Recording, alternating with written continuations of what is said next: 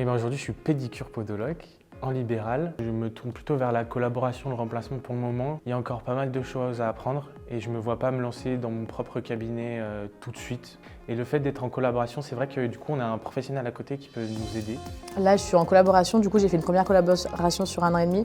Et là, j'en enchaîne une deuxième parce que du coup, pour moi, c'était plus simple. Et en collab, du coup, on est plusieurs. Nos titulaires sont présents aussi.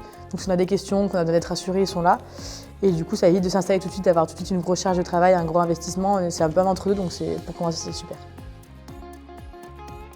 Il n'y a pas de journée type parce que du coup, le métier est divisé un peu en deux choses, pédicurie, podologie, mais du coup, tous les patients sont différents, tout est différent en fait. Donc vraiment, on arrive au cabinet et on laisse la journée arriver comme elle arrive et voilà. Mais en tout cas, ouais, non, il n'y a pas de journée type. On joue entre pédicurie et podologie.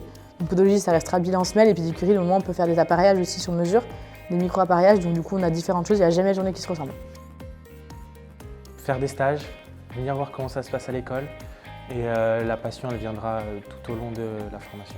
Déjà de faire des stages, du coup d'aller sur le milieu pratique parce que du coup derrière un écran, sur des vidéos, c'est pas assez. Il faut vraiment aller toucher dans le pratique pour vraiment voir ce qu'en est le métier, voir vraiment les deux facettes de pédicure et podologue pour vraiment comprendre après et voir si c'est vraiment ce qu'on veut faire ou pas. Il n'y a rien de mieux qu'aller en immersion dans le métier. Quand on regarde un ongle, il faut prédire comment est-ce que l'ongle va pousser pour pouvoir savoir comment est-ce qu'on le coupe, comment est-ce qu'on en prend soin en fait. Et ça, tous les jours je m'en souviens et tous les jours je l'applique. Ils nous ont toujours dit qu'on n'aurait pas le temps de prendre de pause entre chaque patient, que ça allait s'enchaîner. Et malheureusement, c'est vrai.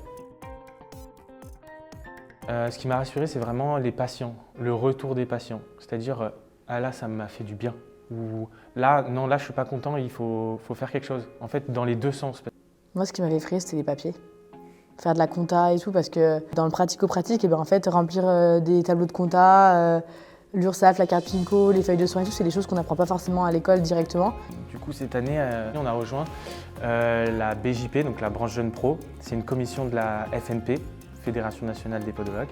Et donc, en fait, cette année, on travaille sur l'insertion professionnelle des jeunes diplômés. Et donc, tout au long de l'année, on va créer des petites choses pour améliorer la prise en main, par exemple, les inscriptions à l'URSSAF. C'est des choses anodines, mais que quand on est devant, on se dit « waouh, je fais comment ?»